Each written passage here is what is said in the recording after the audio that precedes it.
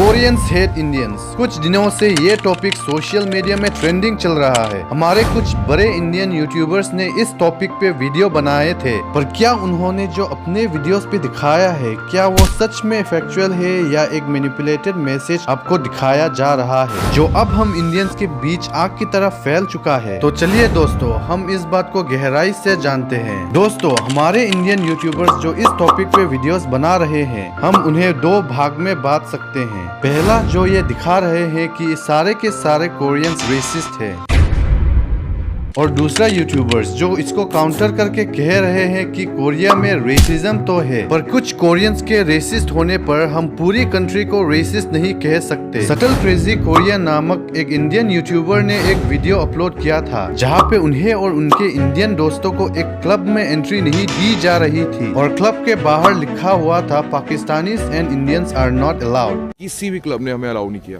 और अलाउ क्यों नहीं किया? क्योंकि हम इंडियंस हैं। और एक वीडियो में जिसमें एक सिक्योरिटी वाला कह रहा है कि फॉरेनर्स को अलाउ नहीं करते, उसमें हमने फॉरेनर्स को जाते हुए देखा था। एंड में हमने एक वीडियो डाला था कि मतलब हमको क्लब में नहीं जाने दिया, लिखा हुआ था कि हाँ भाई Indians and Pakistanis are not allowed.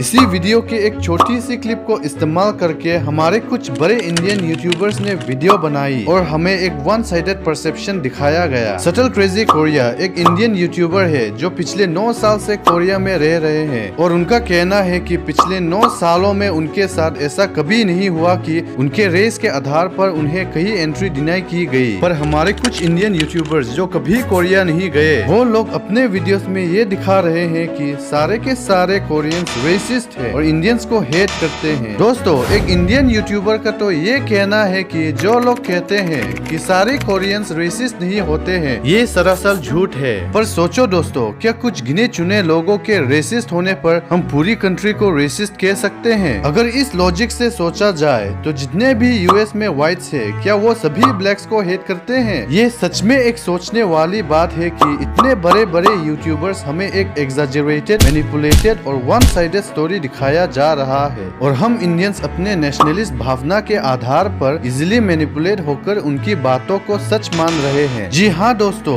Korea में रेसिज्म है, लेकिन ये रेसिज्म सिर्फ हम इंडियंस तक ही सीमित नहीं है, ये हर नॉन कोरियंस के ऊपर है। लेकिन ये भी नहीं है कि सारे कोरियंस रेसिस्ट है। हमारे कुछ इंडियंस जो कोरिया में पढ़ रहे हैं या तो नौकरी कर रहे हैं, उनमें से कुछ का कहना है कि उनको कभी कोरिया में रेसिज्म फेस करना नहीं पड़ा। पर कुछ इंडियंस का ये भी कहना है कि उन्होंने रेसिज्म फेस तो किया, पर उन्हें कई सारे अच्छे कोरियन दोस्त और कलीग्स भी मिले। दोस्तों, कोरियंस को रेसिस्ट कहते हुए हमारे इंडियन यूट्यूबर्स ने हमें वहाँ के एक्सट्रीम ब्यूटी स्टैंडर्ड के बारे में बताया। अगर कोई कोरियन सुंदर या अट्रैक्टिव ना हो तो उसे नौकरी मिलने की दिक्कत आ सकती है। बट सटल क्रेजी कोरिया जो पिछले 9 साल से कोरिया में रह रहे हैं, उन्होंने ये कहा है कि ये बात सरासर गलत है। दोस्तों, अगर ब्यूटी स्टैंडर्ड की ही बात किया जाए तो ये बस कोरिया में ही नहीं, हमारे इंडिया में भी मौजूद है। जैसे कि हम इंडियन जब दुल्हन चूज करते हैं तो हम एक गोरी लड़की प्रेफर करते हैं, और हम इसे प्रैक्टिकली भी देख सकते हैं कि अगर हम इंडियंस के बीच गोरा रंग फेमस नहीं होता तो व्हाइटनिंग क्रीम जैसे फेयर एंड लवली और फेयर एंड हैंडसम जैसे एड्स नहीं चल पाते। दोस्तों,